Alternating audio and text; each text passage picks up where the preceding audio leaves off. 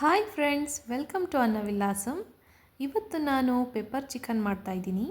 ತುಂಬ ರುಚಿಯಾಗಿರುತ್ತೆ, ಹಾಗೆ ಮನೇಲಿ ಈಸಿಯಾಗಿ ಕೂಡ ಇದನ್ನು ಮಾಡ್ಕೊಳ್ಬೋದು.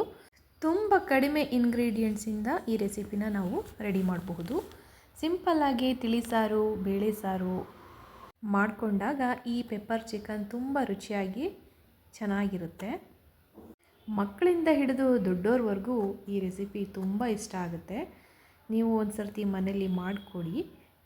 ಈ ಚಿಕನ್ನ ಗ್ರೇವಿ ಥರನೂ ಮಾಡ್ತಾರೆ, ಹಾಗೆ ಡ್ರೈ ಆಗಿಯೂ ಮಾಡ್ತಾರೆ. ನಾನಿವತ್ತು ಡ್ರೈ ಆಗಿ ಮಾಡ್ತಾಯಿದ್ದೀನಿ.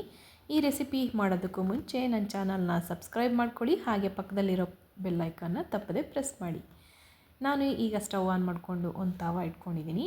ಇಲ್ಲಿ ನಾನು ಮೆಣಸು, ಧನಿಯಾ, ಜೀರಿಗೆ, ಸೋಂಪು ಮೇಲ್ಗಡೆ ಮೆನ್ಷನ್ ಮಾಡಿದ್ದೀನಿ, ಅಷ್ಟನ್ನು ಹಾಕ್ಕೊಂಡು ನಾನು ಲೈಟಾಗೆ ಫ್ರೈ ಮಾಡ್ಕೊಳ್ತಾ ಇದ್ದೀನಿ. ಯಾವುದೇ ಕಾರಣಕ್ಕೂ ಯಾವುದೇ ಪದಾರ್ಥನೂ ಜಾಸ್ತಿ ಹೆಚ್ಚಿಗೆ ಕಪ್ಪು ಮಾಡಬೇಡಿ. ಜಾಸ್ತಿ ಫ್ರೈ ಮಾಡಿದ್ರೆ ಇದು ಕಹಿ ಬಂದ್ಬಿಡುತ್ತೆ. ಹಾಗಾಗಿ ಬೆಚ್ಚಗೆ ಎಲ್ಲದನ್ನು ಕ್ರಿಸ್ಪಿಯಾಗಿ ಹುರ್ಕೊಳ್ಳಿ. ಈ ರೀತಿ ಹುರ್ಕೊಳ್ಳೋದ್ರಿಂದ ಮಸಾಲೆಗಳೆಲ್ಲ ಒಳ್ಳೆ ಪರಿಮಳ ಬರುತ್ತೆ. ಮಸಾಲೆ ಎಲ್ಲ ಹಾರಿದ ಮೇಲೆ ಈ ರೀತಿ ಪೌಡರ್ ಮಾಡಿ ಇಟ್ಕೊಳ್ಬೇಕು. ಈಗ ನಾವು ಇನ್ನೊಂದು ಕಡೆ ಸ್ಟವ್ ಆನ್ ಮಾಡಿ ಪಾತ್ರೆ ಇಟ್ಕೊಳ್ಳೋಣ. ಇದಕ್ಕೆ ನಾನು ಒಂದು 4ರಿಂದ 5 ಟೇಬಲ್ ಸ್ಪೂನು ಎಣ್ಣೆ ಹಾಕ್ಕೊಂಡಿದ್ದೀನಿ. ಚೆನ್ನಾಗಿ ಕಾಯಬೇಕು. ಕಾದಾದಮೇಲೆ ನಾನು ದಪ್ಪದು 2 ಬೆಳ್ಳುಳ್ಳಿ ಗೆಡ್ಡೆನ ಜಜ್ಜಿ ಇಟ್ಕೊಂಡಿದ್ದೆ, ಅದನ್ನು ಹಾಕ್ಕೊಳ್ತಾ ಇದ್ದೀನಿ. ಇದನ್ನು ಚೆನ್ನಾಗಿ ಫ್ರೈ ಮಾಡ್ಕೊಳ್ಬೇಕು. ಹಾಗೆ ಒಂದು 1/4 ಕಪ್ಪಷ್ಟು ಕರಿಬೇವನ್ನ ನಾನು ಬಿಡಿಸ್ಕೊಂಡಿದ್ದೀನಿ, ಅದನ್ನು ಕೂಡ ಹಾಕ್ಕೊಳ್ತಾ ಇದ್ದೀನಿ. ಬೆಳ್ಳುಳ್ಳಿ ಕರಿಬೇವನ್ನ ನಾನು ಸ್ವಲ್ಪ ಜಾಸ್ತಿನೇ ಹಾಕ್ಕೊಂಡು ಫ್ರೈ ಮಾಡ್ಕೊಳ್ತಾ ಇದ್ದೀನಿ. ಒಳ್ಳೆ ಪರಿಮಳ ಕೂಡ ಬರುತ್ತೆ. ಇದರಲ್ಲಿ ನಾನು ಒಂದು ಅರ್ಧ ಭಾಗದಷ್ಟು ತೆಗ್ದು ಇಟ್ಕೊಳ್ತಾ ಇದ್ದೀನಿ. ಯಾಕೆ ಅಂದರೆ ಇದು ಕೊನೆಯಲ್ಲಿ ಗಾರ್ನಿಷಿಂಗ್ ಮಾಡೋದಕ್ಕೆ ಬೇಕು. ಹಾಗಾಗಿ ಒಂದು 4ರಿಂದ 5 ಮೆಣಸಿನಕಾಯಿ, ಕೆಂಪು ಮೆಣಸಿನಕಾಯಿನ ಹಾಕ್ಕೊಂಡು ಕೂಡ ಇದ್ರ ಜೊತೆಗೆ ಫ್ರೈ ಮಾಡ್ಕೊಳ್ತಾ ಇದ್ದೀನಿ. ಮೆಣಸಿನಕಾಯಿ ಹಾಗೆ ಒಂದು ಸ್ವಲ್ಪ ಬೆಳ್ಳುಳ್ಳಿ, ಕರಿಬೇವನ್ನ ಒಂದು ಸ್ವಲ್ಪ ತೆಗೆದಿಟ್ಕೊಳ್ಳೋಣ. ಪೆಪ್ಪರ್ ಚಿಕನಿಗೆ ಇದೇ ಮೇಯ್ನ್ ಒಳ್ಳೆ ಇಂಗ್ರೀಡಿಯೆಂಟ್ಸು. ಒಳ್ಳೆ ಸ್ಮೆಲ್ ಕೂಡ ಬರುತ್ತೆ ಇದರಿಂದ. ಹಾಗಾಗಿ ನಾನು ಇದನ್ನು ಸ್ವಲ್ಪ ಜಾಸ್ತಿ ಯೂಸ್ ಮಾಡಿದ್ದೀನಿ. ಈಗ ಉಳಿದಿರೋ ಬೆಳ್ಳುಳ್ಳಿ, ಕರಿಬೇವು ಫ್ರೈ ಆಗಿದೆಯಲ್ಲ, ಇದಕ್ಕೆ ನಾನು ಒಂದು 4 ಹಸಿಮೆಣಸಿನಕಾಯಿನ ಉದ್ದುದ್ದ ಸೀಳಿ ಹಾಕ್ಕೊಳ್ತಾ ಇದ್ದೀನಿ. ಇದನ್ನು ಕೂಡ ಅದರಲ್ಲೇ ಫ್ರೈ ಮಾಡೋಣ. ಹಾಗೆ ಒಂದು 2 ಈರುಳ್ಳಿ, ಮೀಡಿಯಮ್ ಸೈಜ್ ಈರುಳ್ಳಿನ ನಾನು ಉದ್ದುದ್ದ ಹೆಚ್ಕೊಂಡು ಹಾಕ್ಕೊಂಡಿದ್ದೀನಿ. ಇದನ್ನು ಚೆನ್ನಾಗಿ ಫ್ರೈ ಮಾಡ್ಕೊಳ್ಳೋಣ. ಈರುಳ್ಳಿ ಬೇಗ ಫ್ರೈ ಆಗಬೇಕು ಅಂದರೆ ಒಂದು ಸ್ವಲ್ಪ ಉಪ್ಪನ್ನ ಹಾಕ್ಕೊಂಡ್ರೆ ಬೇಗ ಚೆನ್ನಾಗಿ ಫ್ರೈ ಆಗುತ್ತೆ. ಈಗ ನಾನು ಉಪ್ಪನ್ನ ಆ್ಯಡ್ ಮಾಡ್ಕೊಳ್ತಾ ಇದ್ದೀನಿ. ಇಲ್ಲಾಂದರೆ ಸ್ವಲ್ಪ ಲೇಟ್ ಆಗುತ್ತೆ, ಹಾಗಾಗಿ ಉಪ್ಪನ್ನ ಆ್ಯಡ್ ಮಾಡ್ಕೊಳ್ತಾ ಇದ್ದೀನಿ. ಈಗ 2ರಿಂದ 3 ಟೇಬಲ್ ಸ್ಪೂನಷ್ಟು ಶುಂಠಿ ಬೆಳ್ಳುಳ್ಳಿ ಪೇಸ್ಟನ್ನ ಆ್ಯಡ್ ಮಾಡ್ಕೊಳ್ಬೇಕು. ಆ ವಿಡಿಯೋ ಕ್ಲಿಪ್ಪು ಮಿಸ್ ಆಗಿರೋದ್ರಿಂದ ನಾನು ಇದರಲ್ಲಿ ಹಾಕೋಕ್ಕಾಗಿಲ್ಲ. ಈ ಟೈಮ್ನಲ್ಲಿ ಶುಂಠಿ ಬೆಳ್ಳುಳ್ಳಿ ಪೇಸ್ಟನ್ನ ಹಾಕ್ಕೊಳ್ಳಿ. ಈಗ ನಾನು 1 kg ಬೋನ್ಲೆಸ್ ಚಿಕನ್ ತೊಗೊಂಡಿದ್ದೀನಿ, ಅದನ್ನು ಸೇರಿಸ್ಕೊಳ್ತಾ ಇದ್ದೀನಿ. ನೀವು ಬೋನ್ಲೆಸ್ಸೇ ತೊಗೊಳ್ಬೇಕು ಅಂತ ಏನಿಲ್ಲ, ವಿತ್ ಬೋನು ತೊಗೊಳ್ಬೋದು, ಎರಡರಲ್ಲೂ ಚೆನ್ನಾಗಿ ಬರುತ್ತೆ. ಬೋನ್ಲೆಸ್ ಚಿಕನಲ್ಲಿ ಮಾಡಿದ್ರೆ ಇನ್ನೂ ಚೆನ್ನಾಗಿ ಬರುತ್ತೆ. ಮಕ್ಕಳಿಗೆಲ್ಲ ತಿನ್ನೋದಕ್ಕೆ ತುಂಬ ಚೆನ್ನಾಗಿರುತ್ತೆ ಅನ್ನೋದಕ್ಕೋಸ್ಕರ ನಾನು ಬೋನ್ಲೆಸ್ ಚಿಕನ್ ಯೂಸ್ ಮಾಡ್ತಾಯಿದ್ದೀನಿ. ಚಿಕನ್ ಎಲ್ಲ ಹಾಕಿದ್ಮೇಲೆ ಒಂದು ಒಳ್ಳೆ ಮಿಕ್ಸ್ ಕೊಟ್ಟು ಒಂದು 5 ನಿಮಿಷ ಮುಚ್ಚಿ ಲೋ ಫ್ಲೇಮ್ನಲ್ಲಿ ಬೇಯಿಸ್ಕೊಳ್ಬೇಕಾಗತ್ತೆ. ಜಾಸ್ತಿ ಹೈ ಫ್ಲೇಮ್ನಲ್ಲಿ ಬೇಯಿಸಿದ್ರೆ ಚಿಕನ್ ಎಲ್ಲ ಹಾರ್ಡ್ ಆಗಿಬಿಡುತ್ತೆ. ನೀವು ಚಿಕನ್ ಬೇಯಿಸುವಾಗ ಲೋ ಫ್ಲೇಮ್ನಲ್ಲಿಟ್ಟು ಲಿಡ್ ಕ್ಲೋಸ್ ಮಾಡಿ ಒಂದು 5 ನಿಮಿಷ ಕುಕ್ ಮಾಡ್ಕೊಳ್ಳಿ. ಆಮೇಲೆ ಅದಕ್ಕೆ ಉಪ್ಪು ಸೇರಿಸ್ಬೇಕು. ನೀವು ಹೈ ಫ್ಲೇಮ್ನಲ್ಲಿಟ್ಟಾಗ ರಬ್ಬರ್ ಥರ ಆಗಿಬಿಡುತ್ತೆ, ಚಿಕನ್ ಎಲ್ಲ ತಿನ್ನಲಿಕ್ಕೆ ಚೆನ್ನಾಗಿರೋದಿಲ್ಲ. ಈಗ ನಾನು ಉಪ್ಪೆಲ್ಲ ಹಾಕ್ಕೊಳ್ತಾ ಇದ್ದೀನಿ. ಈಗ ನೀಟಾಗಿ ಒಂದು ಮಿಕ್ಸ್ ಕೊಡೋಣ. ನೀವು ಚಿಕನ್ ಯಾವಾಗಲೂ 1.5 ಅಷ್ಟರಲ್ಲಿರೋದೇ ಚಿಕನ್ ತೊಗೊಳ್ಳಿ, ಟೆಂಡರ್ ಚಿಕನು, ಆಗ ಚೆನ್ನಾಗಿ ಜ್ಯೂಸಿಯಾಗಿರುತ್ತೆ. ಈಗ ನಾನು 1 ಟೀ ಸ್ಪೂನಷ್ಟು ಅರಿಶಿನ ಹಾಕ್ಕೊಳ್ತಾ ಇದ್ದೀನಿ.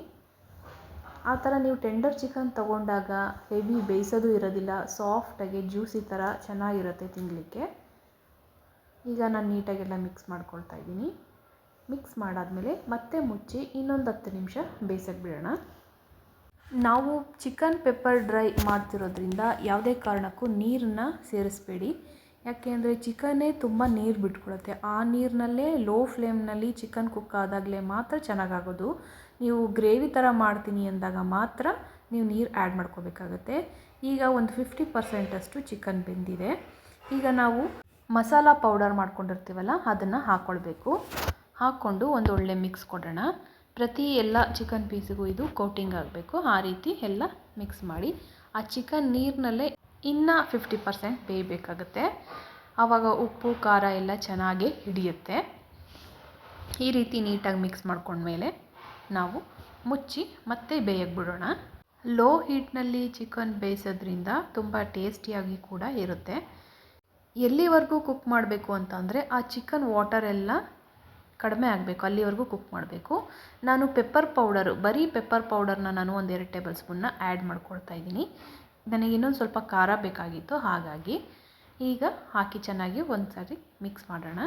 ನಿಮಗೆ ಖಾರ ಸಾಕು ಅಂತ ಅಂದರೆ ಆಗಲೇ ಪೌಡರ್ ಮಾಡಿರ್ತೀವಲ್ಲ ಅಷ್ಟೇ ಸಾಕು. ಇನ್ನೂ ಸ್ವಲ್ಪ ಖಾರ ಪೆಪ್ಪರ್ ಜಾಸ್ತಿ ಬೇಕು ಅಂತ ಅಂದರೆ ಎಕ್ಸ್ಟ್ರಾ ಆ್ಯಡ್ ಮಾಡ್ಕೊಳ್ಬೋದು. ಈಗ ನಾನು ಆಗಲೇ ಫ್ರೈ ಮಾಡಿದ್ದಂಥ ಬೆಳ್ಳುಳ್ಳಿ, ಕರಿಬೇವು, ರೆಡ್ ಚಿಲ್ಲಿ ಇದನ್ನೆಲ್ಲ ಮಿಕ್ಸ್ ಮಾಡ್ಕೊಳ್ತಾ ಇದ್ದೀನಿ. ಈಗ ನೋಡಿ ಅದು ಪೇಸ್ಟ್ ಎಷ್ಟು ಚೆನ್ನಾಗಿ ಚಿಕನ್ಗೆ ಎಲ್ಲ ಕೋಟಿಂಗ್ ಆಗ್ತಾಯಿದೆ ಅಂತ. ಒಳ್ಳೆ ಪರಿಮಳ ಬರ್ತಾ ಇರುತ್ತೆ. ಕೊನೆಗಂತೂ ಚಿಕನ್ ಚೆನ್ನಾಗಿ ಬೆಂದಿರುತ್ತೆ, ಮಸಾಲೆ ಎಲ್ಲ ಹದವಾಗಿ ಹುರಿದು ಹಾಕಿರ್ತೀವಲ್ಲ, ಒಳ್ಳೆ ಪರಿಮಳ ಕೂಡ ಬರುತ್ತೆ. ಈಗ ಮಸಾಲೆಯಲ್ಲಿ ಒಂದು ಸ್ವಲ್ಪ ಹೊತ್ತು ಬೆಂದ ನಂತರ ಈ ರೀತಿ ಆಗಿದೆ ನೋಡಿ, ಎಷ್ಟು ತಿಕ್ಕಾಗಿ ಚಿಕನ್ ಎಲ್ಲ ಎಷ್ಟು ಚೆನ್ನಾಗಿ ಕೋಟಿಂಗ್ ಆಗಿದೆ ಮಸಾಲೆಗೆ. ಈಗ ಪೆಪ್ಪರ್ ಚಿಕನ್ ರೆಡಿಯಾಗಿದೆ. ನೀವು ಸರ್ವ್ ಮಾಡಬೇಕಾದ್ರೆ ಇದನ್ನು ಲೆಮನ್ ಜೊತೆಗೆ ಸರ್ವ್ ಮಾಡಿ, ತುಂಬ ಟೇಸ್ಟಿಯಾಗಿರುತ್ತೆ. ಯಾರಾದ್ರು ಬಂದಾಗ ಅರ್ಜೆಂಟಾಗಿ ಮಾಡೋದಕ್ಕೆ ಒಂದು ಒಳ್ಳೆ ರೆಸಿಪಿ ಇದು. ನೋಡಿ ಎಷ್ಟು ಚೆನ್ನಾಗಿ ಬಂದಿದೆ ಅಂತ.